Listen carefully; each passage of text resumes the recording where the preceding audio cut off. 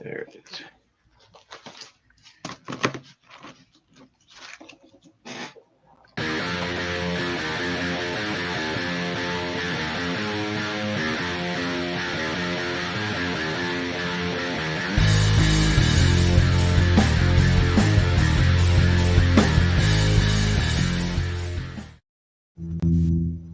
We are back. We're back. Episode 110 of the Metal Roundtable. I am Metal Rob, and with me, as always, is the great Carcass, John. Oh, and the new and continuing to be ever improved. No, that's me. Scott, That's- Radioactive Waters. Today I'm radioactive. Radioactive. I like it. I like it a lot. So Never changing. Or as Rob now calls me, Scotty. Oh, that's see, I had already forgotten. Are you going to beam us up at the end of the show? So I'm trying to get over here to the Facebook page so I can read the comments, but I'm a moron and I can't get there. So Gary, oh, I here we says, go. Rob, Here we you go. sound Wait. tiny. Oh, kids, I figured it out. Yay, I win. It's a good thing you're an AV guy. I know. Big corporate. Every freaking time. Hey, Scotty Waters says we already have a Scotty Waters. Scotty streaming Radioactive Waters. No, but I have a friend on. Comments. You have a friend on Facebook whose name is also Scott Waters, and he actually changed his name to Scotty Waters years ago. So he is the Scotty Waters, and yes, I agree. Saxon rules. Even now, even after 45 years? Rob, you sound tinny. Uh-oh. I don't know why. You sound okay to me, but I've done nothing different. Oh, I misread that. I thought it said tiny, and I thought, well, that's a personal issue I don't need to deal with. And does it really sound tiny? I mean, it just kind of is, right? Yeah, it is. All right, well, let's get into it. Before we get into our topic, we'll do some shout outs. Oh, I got a good one today. Oh, okay, cool. You want to go first? Yeah. Go ahead. So I get this package from Guillermo of our house band Forebode, and oh boy, look what we got in here. Look what we got in here. Those, my friends, are Forebode cassettes. Nice. Yes. With a little OBI strip on them. Oh, dang. I don't have mine. I think I have yours. Okay. And on one end, it says, Texas Forever. We dig that because we're here in Texas. Yeah. And on the other side, not to be left out, we have Texas para siempre, which means Texas forever. I have the old one. Okay. So I actually have two of these. I think one was meant for you. I think since Guillermo's a smart businessman as well as being a great bass player and a great band member, he saved a little extra money and sent a second tape. Whoa! And there goes buttons. He sent buttons and all sorts of fun stuff. So shout out to Forebode. The new record is crushing. Scott, you got your copy on CD that I bought at the album release show. And I sure do. Matter of fact, I got it right here. That whole night was freaking awesome, and I appreciate those guys letting us be part of the deal. And you know, they had debuted some of those songs about a year ago at my birthday party in my living room, which you can also find on the Metal Roundtable somewhere. I think that was like episode 50, 60 something. Yeah. We fought through some technical difficulties that night, but it came together. Yeah, there's several versions. I think there's one that's a GoPro and one that's a laptop shot. Yep. Multi-angle. Still pretty cool night, and I knew that the album would be great, and it is. So, shout out to them. I hope they keep up the good work. They know that we'll help them profess the gospel of forebode at every turn. So anyway, thanks Guillermo for sending the beautiful, much needed mail today. Very nice.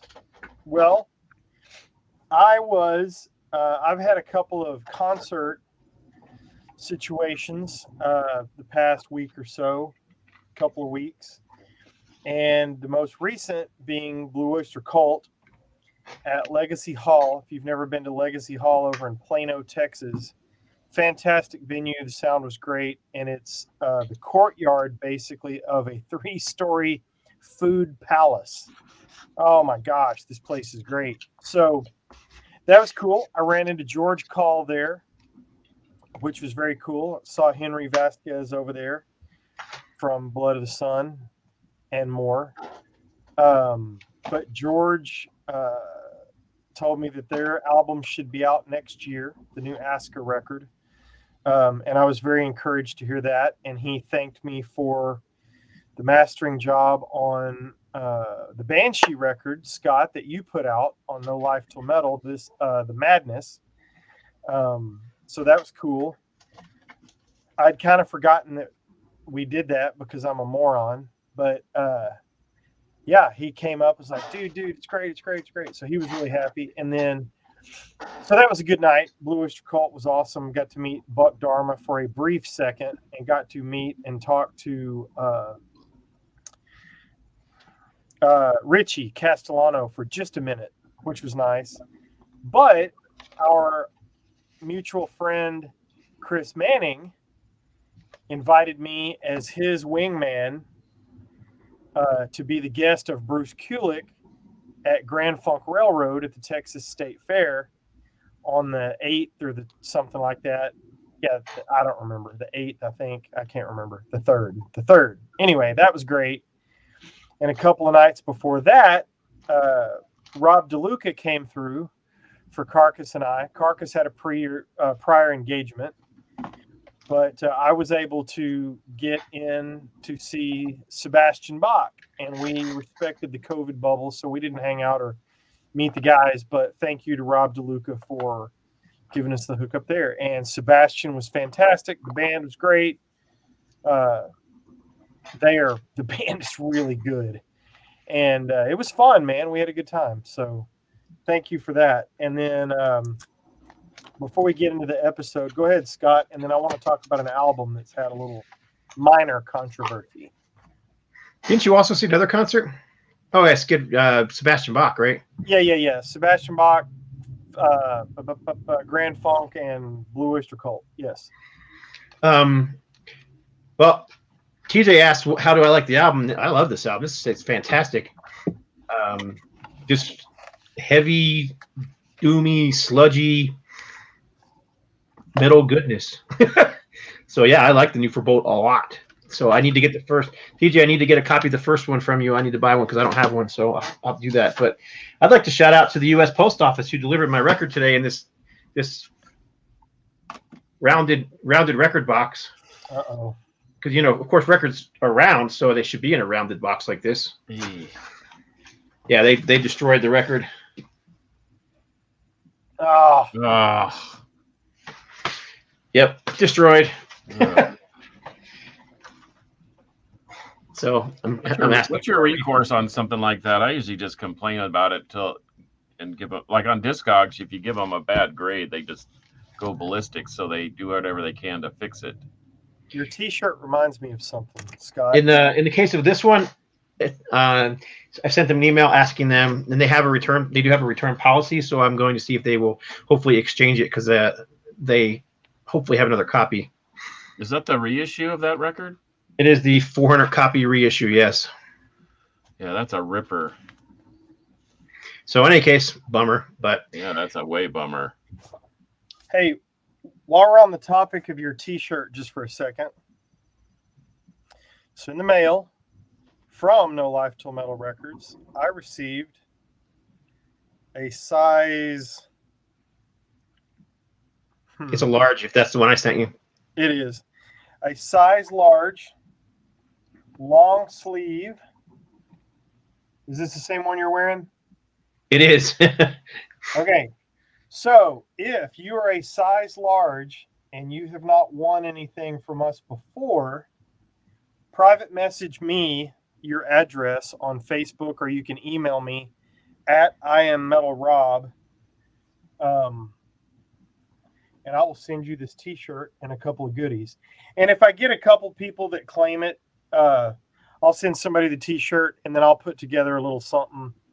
I've got a couple of goodies over there that I can send out. But if you're a size large and you're the first to, actually, let's do it this way. Email me at IamMetalRob@gmail.com. So that way it'll be time stamped. And the first person, size large, if you can use a combat faith. And Donnell Blair is not a large, so neither am I. So anyway, your size large T-shirt will be in the mail to you. Compliments of the Metal Roundtable and No Life Till Metal Records. How about that? Yes, sir. And I've got, like I said, if we get a second and third place or something, I got some goodies for you. He's got some more No Life Till Metal swag too. So yeah. I got a couple of buttons and some stickers, and so I'll fix up 2 or 3 people that message me first. Sorry, I didn't mean to cut you off. Were you good? Yeah, we're good. Go ahead. Okay, I want to talk about this album. And I want to kind of go around the horn here. This is KK's Priest. Now, when I started getting the videos, perfect. When I started seeing the teaser videos for this, and of course we are acquainted with a couple people in the band, but that did not affect my judgment. I was ready to see what this sounded like. I thought the videos were great. I was really stoked. I have seen some hate for this album, and I'm going to tell you the truth. I'm irritated a little bit by some of the comments I've seen.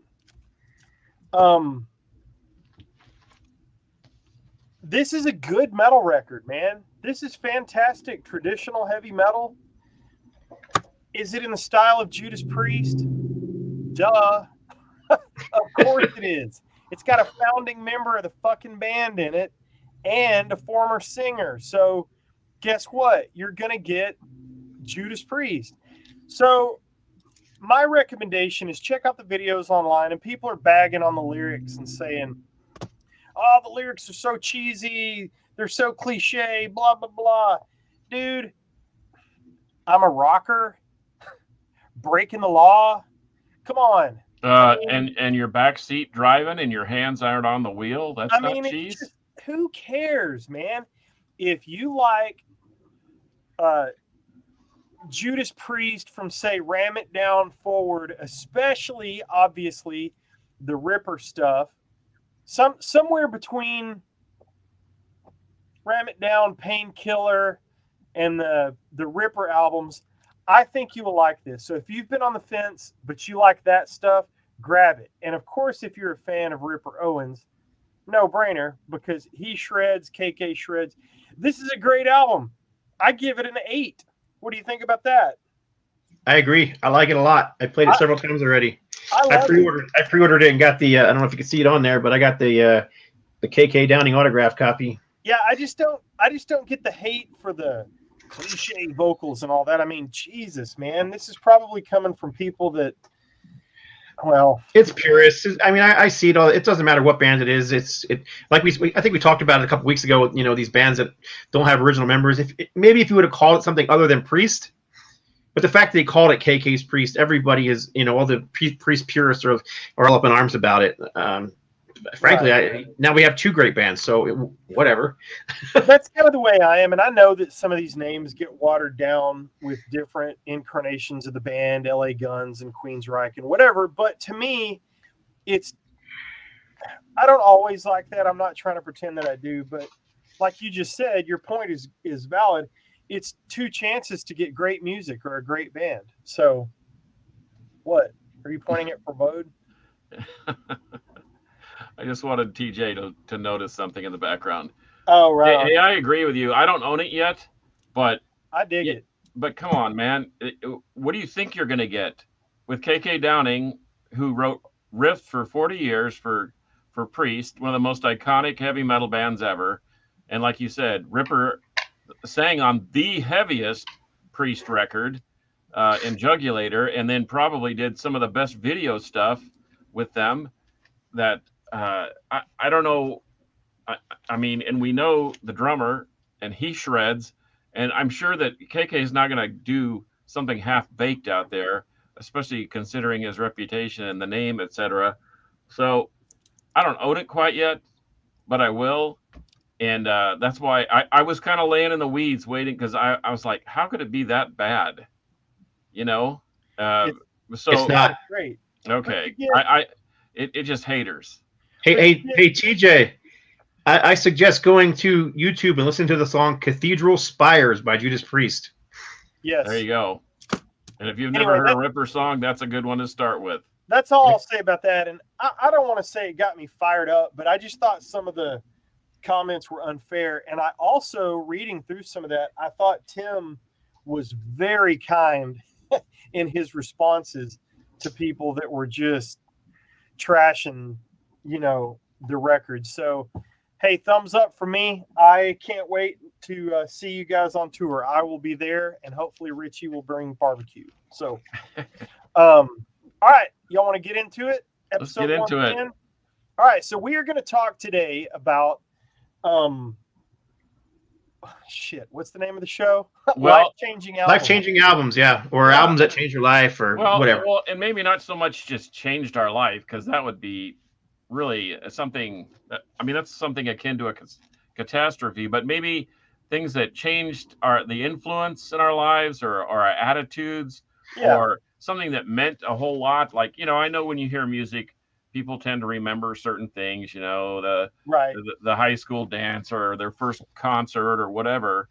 So yeah, I guess those are life-changing events. So that's, I thought, Well, I pulled 4. And that's it. I pulled 400. I know. I had 2 weeks to think about it. It's going to be kind of the topic for you guys, and I'm gonna take a back seat. But Carcass, why don't you and Scott start us off, and then I'll just chime in later on.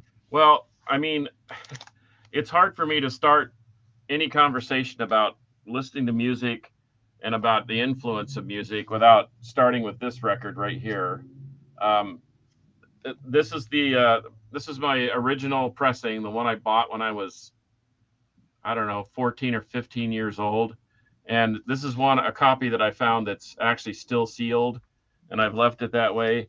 I bought that and a Grand Funk record, and I was off to the races. I had a job when I was 13, and I made about $130 a week, and I'd save enough money in my budget to buy 2 records a week. So that was my influence, and I bought it because there was a whole stack of them, and it was sitting right on the front in the B's. That's close to the A's, like that album, which was the 3rd record I ever bought, and it sort of shaped how I bought music. So it was a heavy influence. My mother is a classically trained musician, so I listened to a lot of classical music.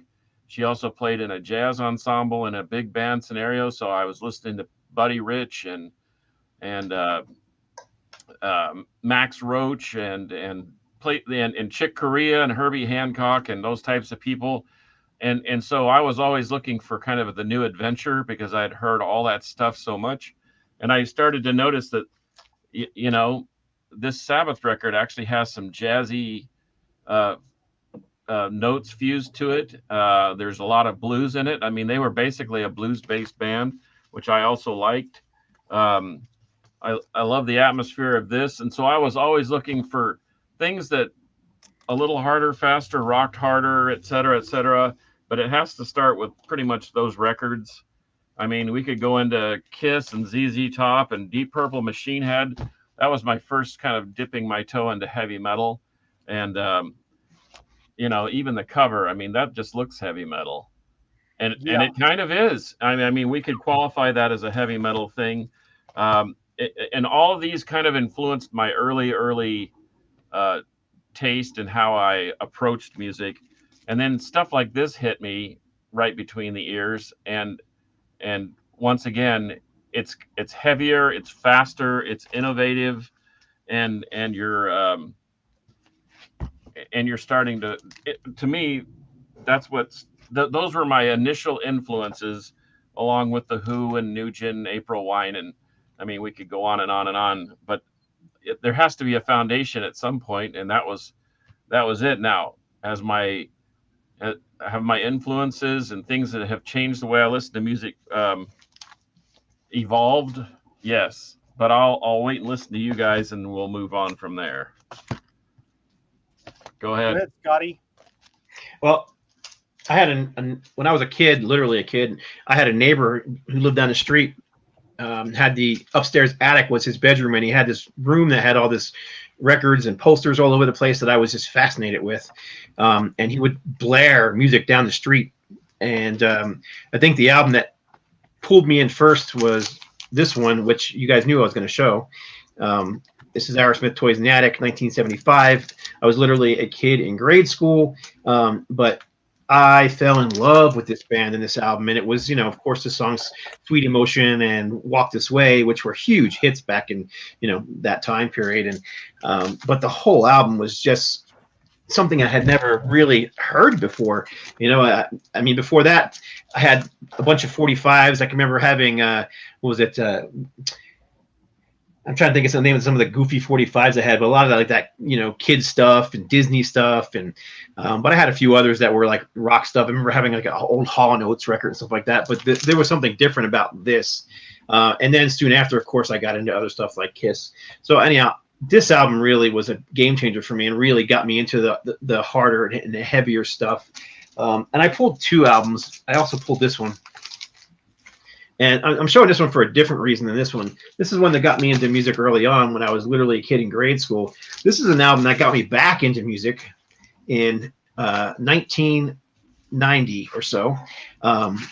And many people who are listening probably know that I am a Christian and I went to church, but I became like I'm trying to think of a nice way to say it. I just became a jerk, really super righteous in my own self and thinking that, I can't listen to this. I can't do that. You can't do this. You can't do that. I was so pompous. If I walked into a Pizza Hut one time and Boston was playing and I thought it was, how dare they be playing Boston in this place? And I made them turn it off. I mean, just total pompous jerk. But in any case, I was driving down the road one day for work, delivering some stuff, and I turned the radio on because it was in the work truck, and all they had was a radio. And they were playing an album side, and they played the B-side of Aerosmith Rocks. And I had always loved this album. I mean, obviously, I was a huge Aerosmith fan, and I played that album in that car, and I was cranking it up, and I was like, yeah, thank you, God. This is so awesome. I love this album. And I'm thinking to myself, did I just thank God for Aerosmith? And it really, that moment, you said albums that changed your life. That moment, something clicked. And I realized, I've been being an ass. It's not about, it's not supposed to be about, telling everybody else what to do or what you listen to, or it never was supposed to be about that. And I don't know. So that's why I showed both these albums. So this album got me into music early on. This one got me back into my music in around 1990, because around 1989 and into early 1990, I had gotten really involved in almost like a cultist church that I'm glad I'm no longer a part of. So it just sparked something in me. And there you go. Right on. Well, I'm going to go all the way back, and then I'll run through these real quick, and then I think I'm just going to let you boys talk. So my earliest music memories were riding around on the floor of my parents' VW van, listening to the Carpenters and Willie Nelson and Waylon Jennings. And I think I remember my dad had a little Richard 8-track or whatever. But for some reason, in about 5th grade, I was listening to a little bit of whatever was on the radio and whatever my parents had. But somehow I ended up with this K-Tel record, the Canadian, I think, am I saying that right? Is Canadian label, right, Carcass? Yep. And they did Minneapolis. these compilations all the time. So the stuff that I was hearing on the radio, a lot of it was on here. And so I was starting to figure out, well, if I own this, then I can listen to Youth Newton all the time. So I was into this, man. This one's got Juice Newton and Rick Springfield and, Jesse's Girl and Billy Squire with the Stroke, Pat Benatar. So, okay, we're getting into a little rock and roll, And then it had Hall & Oates and Greg Kihn Band and on and on and on. So anyway, as far as game-changing albums, this was for me because this made me want to own music. And on one of these compilations similar to this was actually the first record I ever bought. This is not it, but I've purchased a couple of copies, as I started collecting records. But then on one of those compilations and on the radio, I heard this. And this was rock and roll. This had a little more bite to it. Jukebox Hero, that little thing now that I think is so funny. That one riff, I thought that was so freaking heavy. And so this made me realize that I wanted rock and roll and not the Carpenters and not necessarily the radio, although this was huge on the radio. And so I'll let you boys take another turn, and then I'll come back to the things that sparked Metal Rob. Did you know Thomas Dolby played on this? I did not. Yep. Anyway, so 404 was a big game changer for me. That's ironic because I just got I just had a Foreigner moment just recently, and it's made me want to go out and buy Double Vision and listen to it on a loop and whatever. But so as I was growing up, I was I was raised, like I said, with kind of a jazzy background. This was introduced to me by an art teacher, Coach Mike Stanner. He let us listen to music while we were doing our free drawing classes. And so this had enough rock elements to it. And if you've never listened to Return to Forever with Chick Corea, Stanley Clarke, Al Di Meola, and Lenny White, you really need to delve in. And they put out 4 or 5 albums, and they're really freaking awesome. And it helped me. I had heard about guys like Jeff Beck, Eric Clapton. He hung out with Hendrix and Robin Trower. But this thing is like the perfect jazz fusion record right here. That was great. Yeah, and it's got enough elements of rock and blues that it infused with jazz. It's like the perfect fusion. So I say that so I can say this. I don't know how many people have ever listened to this record besides me. As many times. I have. Okay, and I know it's a running joke, especially with the poser, that I have multiple copies of this because there are multiple copies. In fact, this is the original cover of Lonesome Crow, but it's also this, and it's also this, and it's also this, and it's also this, and this. Rodney Matthews. So I have multiple copies of Lonesome Crow, and I listen to this record once a month, almost, and it's changed. So as Jeff Beck, Blow by Blow, is the perfect jazz fusion record, Lonesome Crow to me is like the perfect rock fusion record. This has got some pretty silly, unbelievably jazzy riffs to it, but it's heavy, and the guitar work of Michael of Schenker and Schenker is pretty awesome. And so I highly recommend, if anyone's never listened to Lonesome Crow, that they should listen to it because, like I said, I was sort of into this keyboard oriented, lots of elements of classical, jazz, blues, all melded into one, and this was like the perfect storm for me, and it led me down the road. Get it, Scott? Mm-hmm. Kansas, Song for America. This is the first Kansas record I heard, and then I had to work my way around the horn. But this thing so put me on my ear. And there's a song on here called Lamplight Symphony, and I still cannot listen to it without tearing up just a little bit.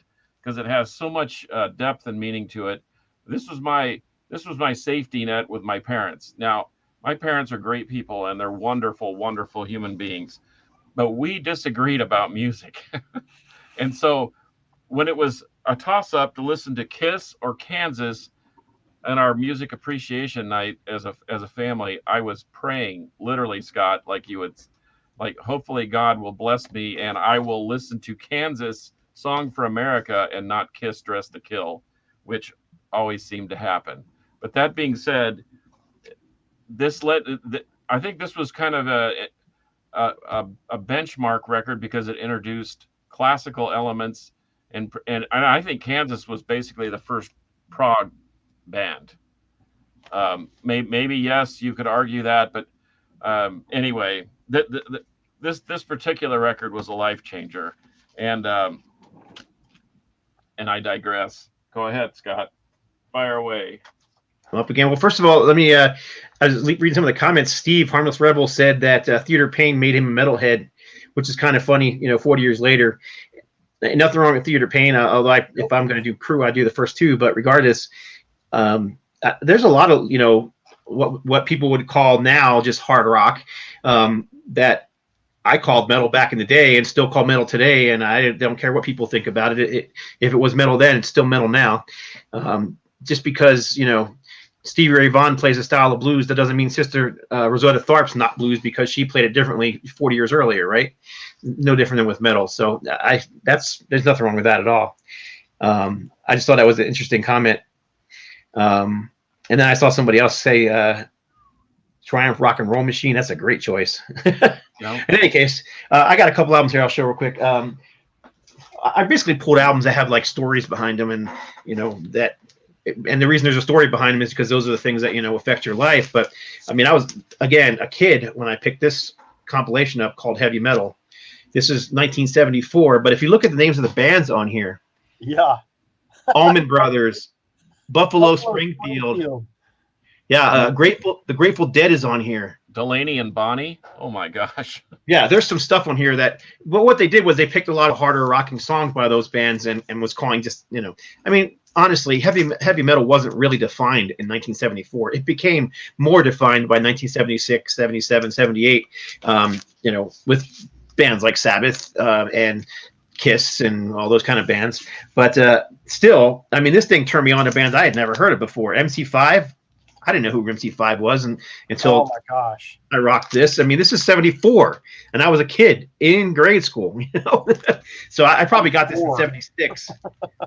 But yeah, I mean, there's there's those bands that I wouldn't call exactly metal, but then you've also got Iron Man, I'm 18, Jimi Hendrix, Freedom, the James Gang, Must Be Love, Deep Purple, Smoke on the Water. I mean, this was a huge changer for me. You got and I always pronounce this song wrong. Led Zeppelin's Dear Maker, however you say it. Dire Maker. It's not how you really say it, but whatever. I don't know how to say it correctly. I've heard people pronounce it correctly, and then I forget, 10 minutes later. You're doing great. Uriah Heep, Stealing. I mean, this is all stuff I had no. I also discovered a band called Yes on this album because they've got on here Starship Trooper, the entire song. Oh, man, that's a great song, too. Yep. So yeah, this is a big one for me, man. I discovered so many bands from this thing. Like I said, it was probably I bought this in a cutout bin at Sears back when Sears sold records back in the day.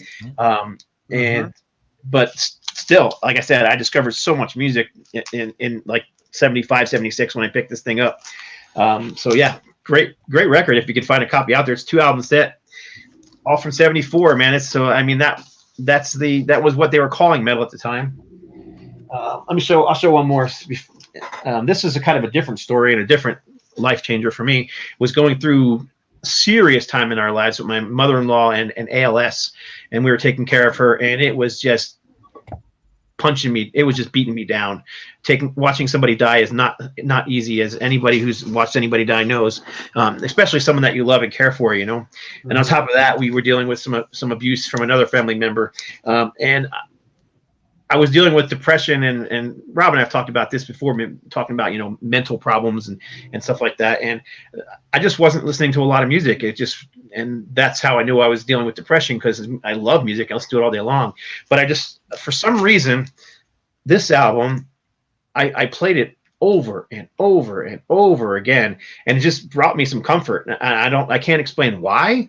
It's not like there's anything deep emotionally on here lyrically or anything, but it just gave me some comfort. And it was one of those albums and I'm not a huge Journey fan. I like Journey, but I'm not like this mega Journey fan. But for whatever reason, this particular Journey album, it gave me that comfort when I needed it. It was the moment. You know what I mean? Well, when you're dealing with a lot of pressure, it just that pressure for a bit. So anyhow, that's so when I was thinking of this topic, this is just one of the first ones that came to mind for me. Was I just remember playing this album so many times during that. And I also love this album for other reasons too. I mean, this is the album where Steve Perry came on board, I believe, if I'm not mistaken, right? Mm-hmm. And they shared vocals on here, which I thought was great. Too bad they didn't do more of that. What was the name of the keyboard player who sang on the first three albums? Greg Raleigh. Greg Raleigh and Steve Perry shared vocals on this album, and it's too bad they didn't continue to do that because it really worked, I thought. But anyhow, not a metal record, but I'd consider it hard rock. Hey, Donnell says, "Don't stop believing, Scott." Yeah, man. This is definitely pre that kind of stuff. They were a little more organic back then. Well, considering where they came from, I mean, they were basically Carlos Santana's backup band, right? And in their first three attempts, and they were basically told, "You better start selling some records, or we're gonna figure out plans." And that's why they added Steve Perry. And to his credit, he put the band on a different plane, and they still have maintained it, even with Arnel Pineda and some other guys. But they still jam. They're still great musicians, and they write great songs with hooks and so forth. So I can see why that I don't know why Departure. I'm going to delve into it. See, you're making me want to. I'm thinking, well, I wonder what he's hearing on Departure that is so meaningful. So now I'm going to jump into it. I'll listen to Kansas as soon as we're done. Yeah, Lamplight Symphony. I'm telling you. I couldn't even tell you what it is. I just don't even know it. But it was one of those albums that just at the right place at the right time, and mm-hmm. I had the CD in my car, and I drive it was like a half an hour drive from where I worked to where my mother-in-law lived, and I'd have to leave work every day at lunchtime to drive over there to pick her up and put her onto the restroom so she could go to the restroom, and then she'd go, and I'd put her back into her bed, and because we had to lift her up, and man, that album played all the way there and all the way back. Yeah, tough times, man. Before I go, again, I want to say if you're a size large in the United States and you want a Combat Faith long sleeve t-shirt like the one Scott is wearing, compliments of No Life Till Metal Records, email me at iammetalrob@gmail.com and I'll send you a shirt and some goodies for free. So I'd been through the radio stuff and I'd listen to all sorts of pop. And then I've got a couple more breakthroughs. I'll save one for later. But Foreigner was a transitional record for me. Got me into more rock and mainstream, a little bit harder rock, if you can call it that. And then I got to know a guy that in town.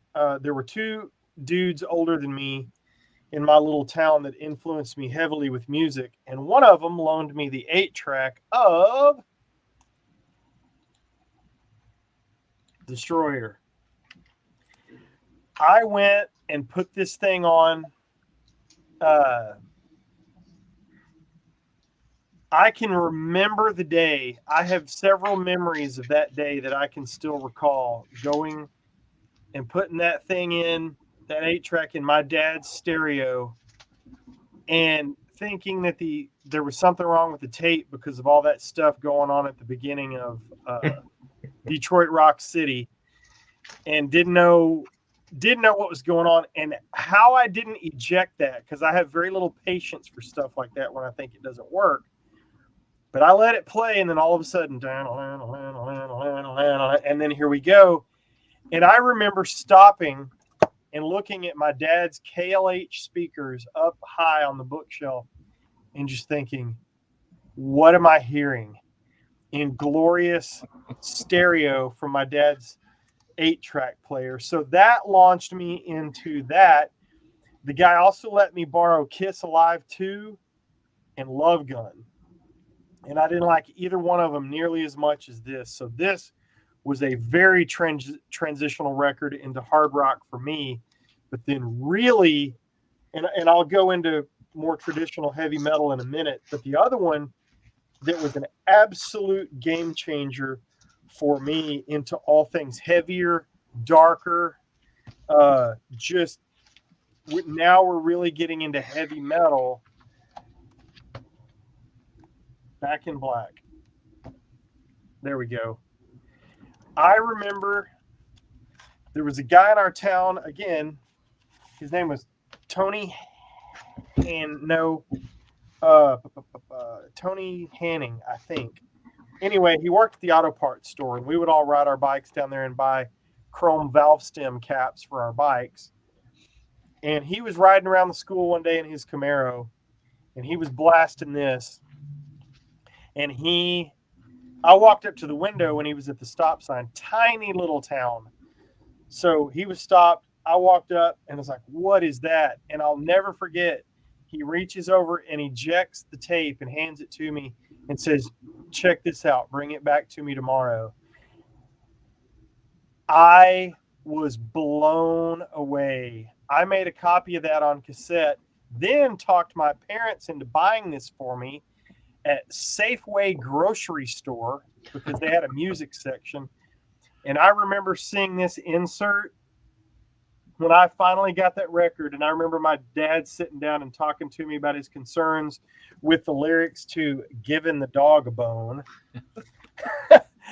But I remember this thinking, oh these dudes are gods, and they have come down from the universe to deliver this awesome evil music to my little naive ass. But anyway, so those are the two that turned me over into really hard rock and starting to transition into heavy metal. So you guys go, and then I'll tell you a compilation. I've talked about this before that really expanded my heavy metal mind. Well, talk about dark and weird and evil. I'm probably one of the few people in the world that can say that the B-52s and the Sex Pistols led me to heavy metal.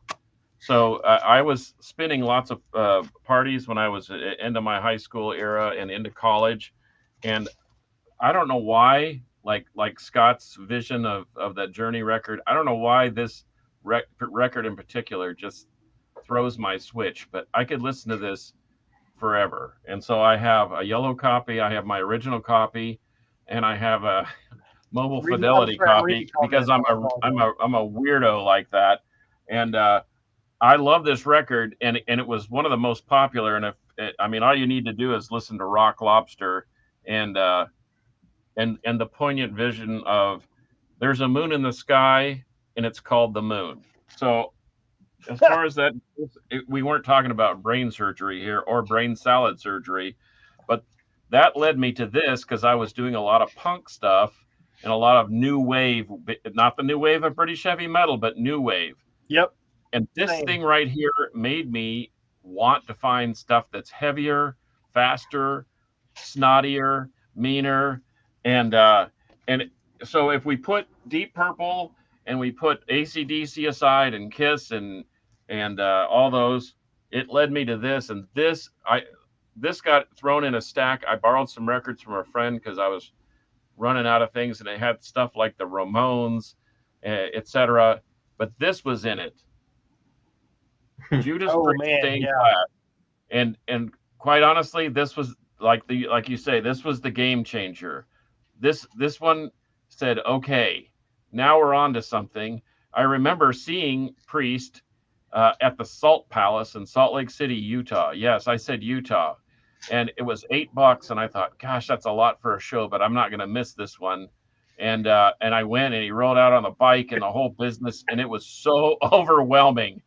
$8 for a show. But this was the first Priest record that it literally threw me into the realms of heavy metal. And well, because I was beyond the realms of death. I was an invader. I was Exciter. All these great songs, Saints in Hell, uh, Heroes End. I mean, this thing rules. And so this, like I said, this to me in that particular era of my life when I was into punk and new wave and I was into the popular stuff like Deep Purple, AC/DC, the Scorpions, as they became less progressive and more, with Blackout, Love Drive, Animal Magnetism, and all that. Those are heavy records, but it wasn't heavy metal like Stained Class. So I have a renewed affinity for this record, and I've added this to my not monthly rotation, but every other month rotation. That's a good because one. of the B-52s and the Sex Pistols. Well, I'll just piggyback on what you just said then, and I may have shared this story on here before. I know I shared it on my channel, but so I'll be short. But I picked up this album in a dollar bin in Trenton, New Jersey, at the Record Collector.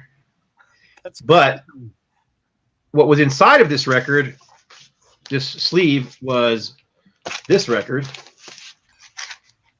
So that's why I was in the dollar bin, because it was the wrong record inside the sleeve. Oh. I didn't know that at the time. I was a kid. I mean, I'm literally probably a freshman in high school or younger than that. So I took it home and I put it on, and Exciter blew me away. And I mean, that was speed metal. I mean, up till that point, I mean, some of the fastest stuff I had heard was songs like Toys in the Attic, which is a very fast song for 1975. But right. This is a totally different thing here, So yeah, So shortly after that, matter of fact, probably like months after that, this album came out, and I was addicted. Now I'm just looking for everything, and they had such a huge back catalog. So, which means I bought this thing probably around 1981 or so, when I was a kid, and then 1982 this came out new, and they were playing "You Got Another Thing Coming" on the radio back then, and I still love that song to this day. I don't care what anybody says. I'm sick to death of Living After Midnight and Breaking the Law, but I still love Got Another Thing Coming.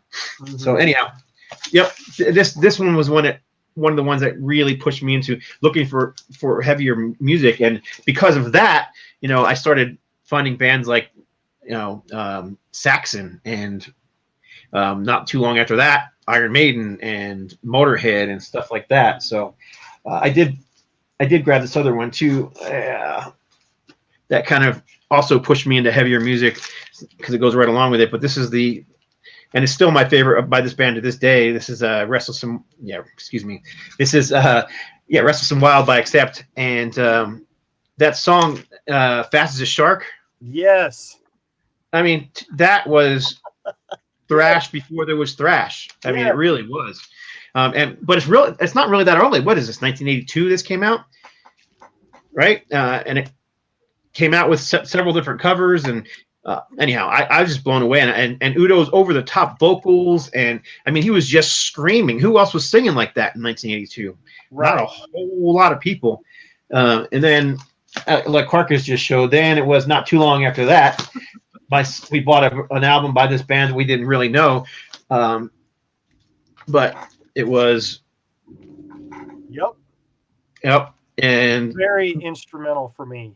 And Whiplash, I mean, at the time, I mean, people put down Metallica these days, and everybody fights over who really was the first thrash band. I mean, lots of bands had demos, but nobody had an album like this that was available nationwide that you could walk into a record store and buy, which is what I did. Went in there and bought this record, and Whiplash, I mean, I just don't remember anything sounding like that at the time. We all loved that song. I mean, the whole album really, but that song in particular was like, does it get any faster than this? I remember making a comment to one of my buddies one time saying that if it gets any faster, it's just going to be one continuous tone.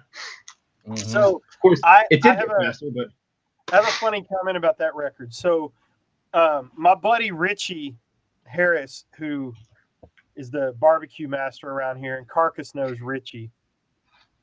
Richie bought that record, and all these years later, a few years ago, he gave me that copy that he had, and it's sitting right over there in my collection. So I have the original. What was that? 83, I think.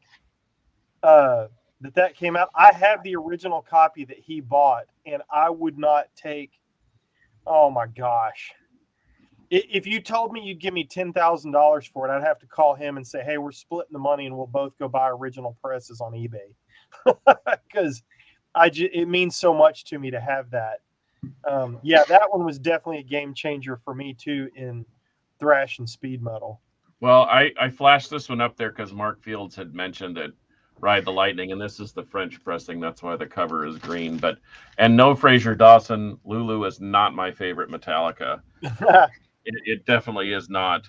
But anyway, are we moving on? Or are we just what are we? Yeah, doing? we can move on. But Okay. before we do, real quick, Metal Rob, Fraser Dawn asks, because you were showing it, who do you like better, Kiss or AC/DC?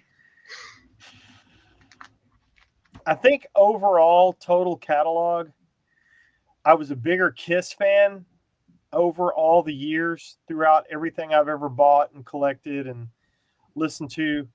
But AC/DC was right there, man. If Kiss was a 10 for me as a kid and a teenager, man, AC/DC was a 9. So the one thing that changed for me, because we were getting Metallica records and stuff like that, but in '85, when I was 15, this came out. Oh, wow. Hit Parader presents the Wild Bunch, Metal Masters. So I'll just read you who was on this. So what this did was expand my mind into more underground, stuff that I'd never heard of. So I'll go very quickly and read you the songs that are on here. Q5, Pull the Trigger, check. Raven, Shock Paris, Agent Steel, Castle Black, Laws Rocket, Anthrax, Black Lace, Lizzie Borden, Lee Aaron, Grim Reaper, Megadeth, Antics, Possessed, Jag Panzer, Tease, Abattoir, and Slayer. Wow. That's pretty much. That cassette sent me, even though I was listening to metal radio by that time and I had, a few records and tapes and stuff, that thing sent me off into so many rabbit holes of metal. And it took me forever to find a copy that was the same red cassette shell that I had. I found a yellow one. I finally found a red one. I could not be more thrilled to have this in my collection. Ding, I'm done. Well, okay. Another game changer. I get a lot. I get a lot of itch of the highest order. I get tons of grief for there this. it is. Who had Osric Tentacles on their had the over under? Look, I get a lot of grief for this, but I heard this in a record store, the Vinyl Edge, in its original location over off of Stubner Airline in Houston, Texas. He'd been there for 35 years or so till he moved. I heard this. He didn't have it available, but he had Strangitude, which was this tour, and I bought it because this thing is once again, I like complex progressive music. I was also listening to things like Tangerine Dream, and the reason why I show you those two records is because it led me to something modern. This is Blood Incantation. This is, yes, it's a Chinese pressing, or should I say a Taiwanese pressing, but this has elements of both Osric Tentacles and Tangerine Dream with the most brutal riffing death metal that you could ever hear, and which leads me to things that caused me to spin out of control, like Creator, like Canada's Mass Grave, which is a borderline death metal grindcore band, and then this thing right here takes the cake. This was like the extreme of all extreme. This is a test pressing of an Insect Warfare at war with grindcore, one of just very few. But this is what kind of frosted the cake of music for me. That I was always looking for, as I said, with the Sex Pistols, et cetera, et cetera. I was looking for something with the highest volume of screeching, out of control, brutal, speedy, thrashing madness, and I finally found that here. And it took years and years and years to get there, but only because of other elements. And the Blood Incantation is relatively new, But anyway, there's always something more, and it's like expansive. I don't think that as long as we listen to music, we're going to find something that leads us to the next level, I think. And so this is going to be an ongoing conversation. In fact, I've got another 100 records here that I could go through, which I won't. Right. Maybe on part 2. But someone had mentioned Carcass, Necroticism, Descanting, and the Insalubrious that got him into death metal. I'm telling you, this is a crossover record too. They went from gurgling and gargling, as Poser Mark will say, to a more something with actual melody and heavier slowed down riffs. Almost, I don't want to say doom, but this is where music started mixing genres a little bit, and that's what I love about that Blood Incantation, is because it's got elements of not just metal scattered throughout, but I mean all styles of music, which has always been kind of my thing, kind of like the Kansas or the Scorpions' Lonesome Crow. And so anyway, like I said, we'll never stop talking about the next transition, but you know, and as long as our favorite bands like Exodus and so forth are still out there making music, we're still gonna have, you know, something to talk about. All right, we're running out of time, right? So yeah, we're pretty close. No takers on the Combat Faith shirt yet. So yeah, unfortunately, large is all I had. So size large, USA. If you want a long sleeve Combat Faith shirt like Scott's wearing, I will send you the one that I received from No Life Till Metals to do just this with. So, man, there's a lot of great comments. Here you go. Let me show one more real quick before we get into it. Yeah. I was driving a truck before going off to college for a furniture company, and I went into this little bookstore on the side of the road. It was next to like a sub shop in New Jersey, and I went in and they had like a little section of you where you could put cassette tapes in and listen to the demos. It was like they had little car stereos in there, and you had the earphone jacks you could listen to, and I grabbed this. I'm like, ooh, that looks brutal. So I popped it in, and I was like, oh my gosh, this has got to be the heaviest thing I've ever heard. And this is what, 1988, I think. Anyhow, I bought the tape, loved the record, played it over and over again, wore the tape out. I remember one day in my car listening to that album, and saying to myself out loud, if I ever play in a band, I'm going to play in a band just like that. Wouldn't you know? There you are. Years later, I ended up singing for this band for a couple of years. So kind of a weird story to tell, but yep, I just thought it was an interesting thing to show and say. So there you go. That's funny. Then that's awesome. Go, baby driver, be driving on down the road. That's my favorite Kiss record. Yeah, it's one of my first right there, man. I love that record. Anyhow, I'm done.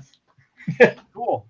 I want to address a couple of potato fry. If you will email me, iammetalrob@gmail.com, I will mail you a sticker. I'll mail you a few stickers, actually. Actually, I'll send him some stickers too. Yep. I'll drop some off to you. Is it carcassjohn@hotmail? Yes. Yeah. If you want some stickers from the Carcass, email carcassjohn@hotmail.com. If you want a couple things that I have, email me at iammetalrob@gmail.com. Oh man. Gamicide. That was a good one. Number 110. That's crazy. That is crazy. So follow Carcass on Instagram at CarcassJohnArt. You can follow me on Instagram at IamMetalRob. You can find Scott or myself on Facebook by just searching our names. And also, Scott has 1 billion followers, on his YouTube channel. 1,000,001,000. I started following him too. You can find that by searching Scott Waters. So check that out. And I think we're up to... We're over 400. we definitely went over 400, which is nice. So yeah, share us, like us, love us. Thank you for tuning in. We do this for you, and we appreciate you very much. You guys got any parting shots before we let Monkey Butt leave? Man, I'm just like he does. I'm overwhelmed by the participation, so it's pretty awesome, and I appreciate it from all the people that tune in. Yes. And they have great suggestions too. I mean, I'm always taking notes, like you and Scott, trying to get on the leading edge of suggestions there. I don't know about the Courtney Love singing for Faith No Fear. I might pass on that one, but or Faith No More. I'm sorry. Faith No Fear. Now that might be something to talk about. Yeah, you'd have a story there. But Faith No More, I don't know. But anyway. Well, that's all I've got. All I got. You good? I'm good. I'm determined. Don't get so choked up, Rob. It's okay. I know it's emotional. We'll do another show next. Rob, it's okay. We'll do another show next week. Cool. Yeah, it's okay. We'll be back. Awesome. Don't worry. All right, little kids. buddy. Until next time for episode 110 of the Metal Roundtable, on behalf of Scott, Radioactive Waters, and the Carcass, I am Metal Rob. Until next time, metal Metal will prevail.